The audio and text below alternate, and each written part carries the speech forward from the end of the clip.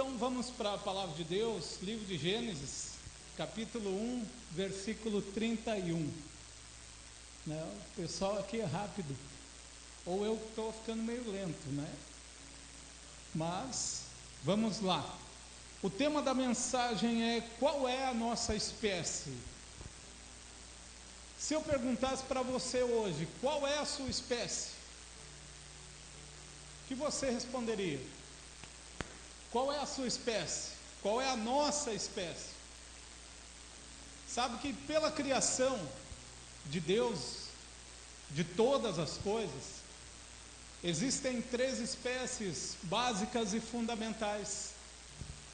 E as 3 espécies são 3 formas de seres vivos, né? Que são as plantas, os animais e as pessoas, os seres humanos. Então agora já fica mais fácil para a gente decidir qual é a nossa espécie, né?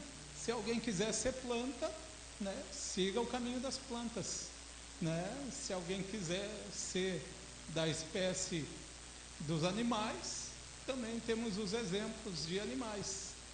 Mas, né, nós em seguidinha vamos ver qual é que é a nossa espécie. Vamos ler então? Então Deus olhou para tudo que havia feito, diga assim, e viu que era muito bom. Diga assim, Deus olhou para tudo que Ele fez e viu que era muito bom. Continuando a leitura, a noite passou e veio a manhã, encerrando o 6º dia. Vamos orar? Pai, em nome de Jesus, nós estamos aqui para te adorar, Senhor, para aprendermos juntos e para crescermos na graça e no conhecimento do nosso Senhor e Salvador Jesus Cristo. E nós cremos que nós temos recebido isso cada vez que nós nos reunimos como comunidade para te adorar. Quando nós nos reunimos como unidade, como corpo, como um só povo para te adorar. E nós cremos, Senhor, que o Senhor tem trazido um novo tempo para nós, e por isso nós te engrandecemos em nome de Jesus, amém e amém, Jesus, graças a Deus. Então vamos lá, gente, vamos para a palavra de Deus, vamos para o tema de hoje. Nosso tema, que é qual é a nossa espécie, ele tem tudo a ver com a gente, e sabe que a inspiração que veio para eu elaborar esse texto foi uma dificuldade que eu estava encontrando na empresa que eu trabalho. Sabe que muitas vezes as pessoas têm uma dificuldade grande em se relacionar. Muitas vezes as pessoas, elas formam uma mentalidade sobre a gente que não é a mentalidade verdadeira. E aí na empresa que eu trabalho, no setor que eu trabalho com mais 2 colegas na mesma mesa assim, né, que é uma mesa que cabe 4 computadores. Então trabalho eu e mais 2 pessoas. E aí as 2 pessoas que trabalham ali no setor, fui eu que ensinei a trabalhar, né? E aí eu já tenho um pouco mais de experiência, falando do meu trabalho, né? Eu tenho um pouco mais de experiência ali no meu trabalho, no meu setor. Já estou há algum tempo ali, na mesma função. E eu sei a responsabilidade que é o nosso trabalho, a responsabilidade que é o nosso serviço. E eu sei que se a gente não fizer conforme o que tem que ser feito, vai ter consequências, e não vai ser boas. E aí eu alertava meus colegas, eu aconselhava eles, e eu dizia assim, olha gente, né, vamos se ajudar aqui, vamos fazer assim, assim, assim, porque senão depois vai vir cobrança para nós. Aí um deles pensou que eu estava querendo ser o chefe do setor, um deles pensou que eu estava querendo mandar neles, né? E aí ele começou meio que a contaminar a outra pessoa que trabalha ali. E aí eu disse, bom, se vocês estão pensando isso de mim, eu não vou pedir mais nada para vocês, não vou pedir ajuda, né? Vocês fazem do jeito que vocês acham que tem que fazer e vamos ver o que vai acontecer. Mas dito e feito, não deu uma semana, o supervisor reuniu todo mundo ali, chamou o pessoal que desenvolve material, e aí foi elogio para todo mundo, né? Só que o supervisor cobrou justamente aquilo que eu tinha dito para o pessoal: olha, vamos se ajudar para isso não acontecer, porque vai vir essa consequência. Aí eles não quiseram trabalhar em equipe, né? E aí veio a consequência, veio a cobrança. E aí eu estava pensando assim, eu digo, poxa vida, mas o pessoal não entendeu, né? Eu me disponibilizei a ensinar tudo que eu sei aqui no trabalho. E eles acham que eu quero mandar neles, eles acham que eu quero ser chefe. Se eu quisesse, se eu tivesse essa mentalidade, eu não ia ensinar o que eu sei para eles. Porque daí, se eu quisesse mandar neles, ia parecer para mim que eu ensinando eles o que eu sei, o que eu aprendi ao tempo que eu estou ali, ia parecer que eu ia estar ensinando alguém a ficar no meu lugar. Por isso que eu digo que tudo é uma questão de como a gente vê e como a gente ouve cada situação. E aí eu comecei a pensar, eu digo, puxa vida, mas o que levou eles a pensar isso sobre mim? Porque eu nunca disse nada que desse a entender. Eu nunca falei, olha, eu que mando aqui, eu nunca falei, eu que quero ser o supervisor aqui, eu nunca falei nada disso. Eu sempre propus um trabalho em equipe, mas eles não entenderam. E aí eu comecei a pensar no horário do meio-dia, e aí me veio essa passagem da criação, né? E é sobre ela agora que nós vamos conversar. Sabe que ali no começo de tudo, na criação, Deus criou 3 grupos maiores, básicos, como nós falamos agora, há pouco tempo, que são as plantas, os animais e os seres humanos. Só que Deus criou cada um segundo a sua espécie.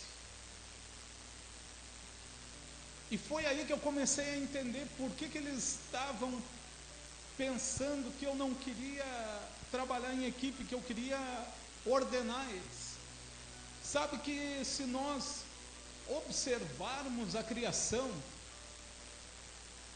cada grupo desse maior, ele é organizado em grupos menores, mas cada um segundo a sua espécie. E observando os grupos, as plantas, elas não estão em um lugar só na face da terra. As plantas, elas estão organizadas em vários grupos pequenos, conforme a sua semelhança, conforme a sua espécie. Tem lugares onde certas plantas nascem e dão frutos, e outras não. E tem outros lugares que é o inverso. Por exemplo, falando sem a intervenção do homem, sem o preparo da terra, mas somente da essência da terra. Tem lugares onde pode plantar milho que vai nascer.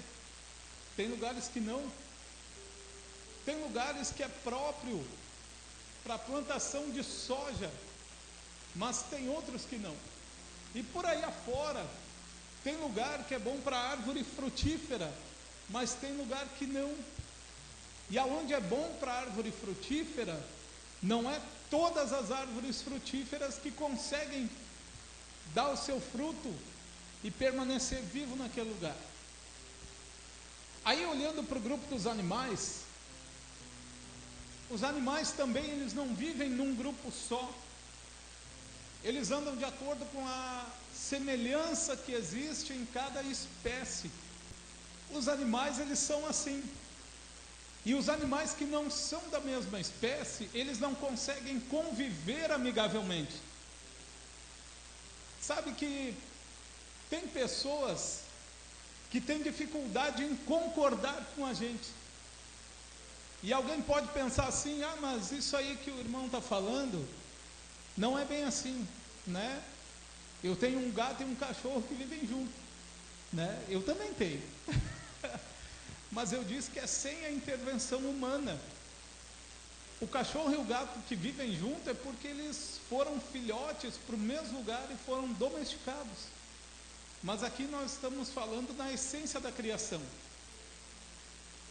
Gato anda com gato, cachorro anda com cachorro, elefante com elefante, dinossauro com dinossauro, né? Mas já andaram junto, né? E nós, os seres humanos, qual que é o nosso grupo? Qual que é a nossa espécie? Sabe que olhando, observando pela criação, os seres humanos também não estão em um lugar só. Eles estão por toda a terra. Assim como os animais, assim como as plantas, mas os seres humanos foram criados de uma maneira única e também vivem em grupos. Fisicamente, somos semelhantes a todos os seres humanos, a espécie humana, mas interiormente, nós somos a imagem e semelhança do nosso Deus. E aí, o que acontece? Vamos lá, vamos estudar um pouquinho. Quando Deus criou o ser humano, Deus ficou triste ou ficou muito feliz? Muito feliz, porque a criação deu certo. Ele conseguiu fazer o ser humano conforme a imagem e semelhança dele. E para tornar diferente e único o ser humano, ele soprou o espírito dele dentro de nós. Só que não era um espírito completo. Como assim era? Deus soprou e não era completo? Porque era o fôlego da vida. Não era o espírito redentor. E aí Deus ficou tão feliz com a criação que deu toda a terra para o ser humano cuidar. E disse: olha, homem, mulher, né, os famosos Adão e Eva, olha, tudo isso aqui é de vocês. Já está tudo pronto, eu já fiz tudo. É só vocês cuidarem e desfrutarem. E além de Deus dar um presentaço desse, Deus ele teve o cuidado de preparar um lugar especial chamado de jardim. E ali naquele jardim, Deus fundamentou o seu relacionamento com o homem. Deus disse: olha, essa terra é para vocês. Eu não vou morar aqui, mas aqui nesse jardim eu vou vir visitar vocês todos os dias. E o fundamento do relacionamento é a obediência. Deus, como Supremo Criador, ele disse para o ser humano, ele disse: olha, vocês podem desfrutar de tudo, somente daquela árvore do conhecimento não peguem, vocês não precisam, aquilo ali não tem nada que não exista em mim, não tem nada que vocês precisem. Então, de tudo que existia, era só um item, só uma árvore que o homem não era para tocar, não era para comer aquele fruto. E o homem obedeceu, não obedeceu. E aí, só dependia de um ato de obediência, um ato apenas de obediência, que era não tocar. Aí às vezes a gente pode pensar: mas eles foram enganados e não sei o que e tal. Sim, mas quem enganou eles era maior do que Deus? Claro que não. Quem enganou eles não tinha criado eles, não tinha dado presente nenhum para eles. Foi no mínimo imatura a atitude de Adão e Eva, ao deixar-se levar por conversinhas de quem não queria ajudar. Então, o único ato que dependeu deles, que era uma obediência, não foi possível. E aí nós, enquanto seres humanos, ali nós destruímos o nosso relacionamento com Deus. Era um relacionamento condicional. Qual é que era a condição? Era a obediência. Não podia comer do fruto, pois foram lá justamente do fruto comer, né? Aí, enquanto seres humanos, enquanto criaturas de Deus, nós falhamos, erramos e nos afastamos de Deus. Seguimos o instinto humano, não o instinto interior. Aí veio a lei para tentar restaurar o relacionamento do homem com Deus. A lei funcionou? Não funcionou. Ah, mas tem gente que diz que a lei era boa. Em algumas vezes foi boa para alguns, mas não era para todos. Porque a lei também era um relacionamento condicional, tinha a condição de obedecer aos mandamentos. E também não era para todos os seres humanos. Era somente para o povo de Deus, que naquela época era o povo de Israel, era o povo judeu. E aí então, sem querer me apegar muito na lei, porque nós não vivemos na lei, graças a Deus, aí então, o amor de Deus se torna uma pessoa. E esse amor teve a sua demonstração mais alta, teve o auge da sua demonstração na obra dessa pessoa na cruz, que é o nosso Senhor Jesus Cristo. E ali, com a obra da cruz, nós não merecíamos receber o que nós recebemos, mas nós somos honrados por Deus, alcançados pela graça de Deus, envolvidos e mergulhados no amor incondicional de Deus. Porque a partir dali não tinha mais condição. O que precisava ser feito para restaurar a amizade entre Deus e os homens, Cristo fez. Ali não tinha mais o que fazer, ali foi tudo feito. Sabe que a palavra honra, o Novo Testamento todo, ele foi escrito em grego. E a palavra honra, no original grego, um dos significados é está tudo pago. Está tudo pago, você não deve nada. Já pensou todas as dívidas que a gente tem? Chegar alguém e dizer, olha, as dívidas que tu tem, né, para tal loja, para tal pessoa, para isso e aquilo, né? Isso não é revelação, tá, gente? Né?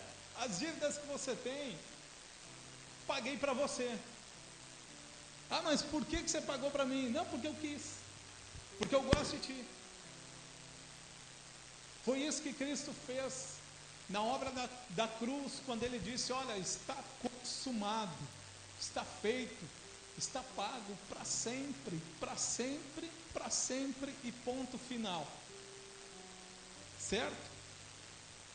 No livro de Gálatas, capítulo 3, versículo 28, diz que os que estão unidos com Cristo são um só povo, um só grupo, uma só espécie e um só corpo. Isso os que são da espécie de Cristo. Os seres humanos, que nem eu falei, fisicamente nós somos semelhantes, somos da espécie humana, mas interiormente somos da espécie Cristo. Vamos ler o livro de Efésios 2, do 13 ao 22. Efésios 2, do 13 ao 22, diz assim: todavia agora em Cristo Jesus, em quem? Em quem? Em Cristo Jesus.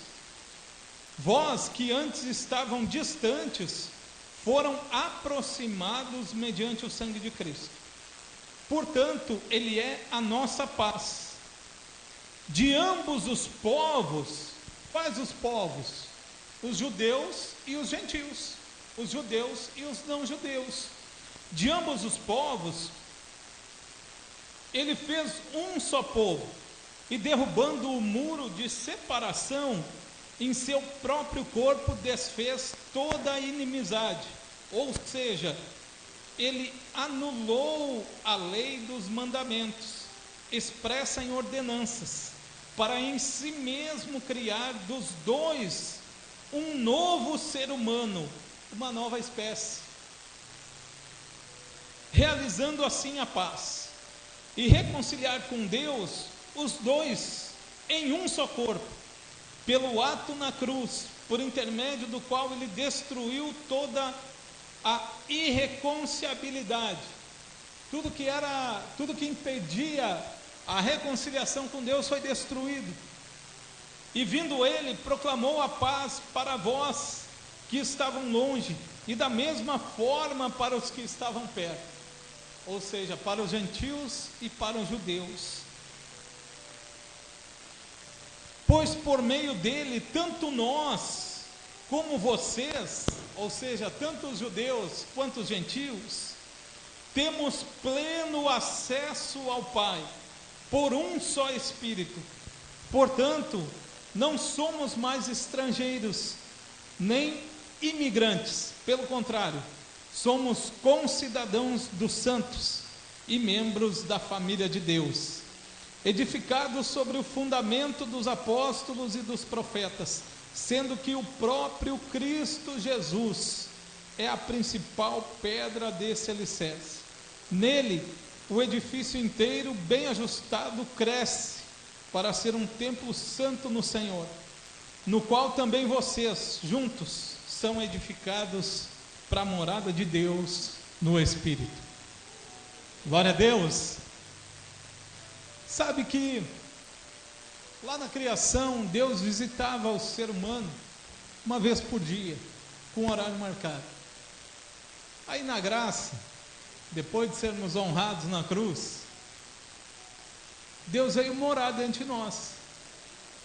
Ele não nos visita mais uma vez por dia, nem uma vez por semana. Não tem horário marcado, toda hora é hora. Deus veio morar em nós, através do Espírito Santo que habita dentro de nós. Então, para andar e se relacionar com a gente, conosco, com a nossa espécie, só conseguem aqueles que são semelhantes a nós, que são da mesma espécie, não fisicamente, mas interiormente e espiritualmente, pois temos o mesmo Espírito dentro de nós, e por isso somos livres, amados, e somos tudo aquilo que Deus diz que nós somos. Quando Deus diz que nós somos livres, algumas pessoas ainda confundem liberdade com libertinagem.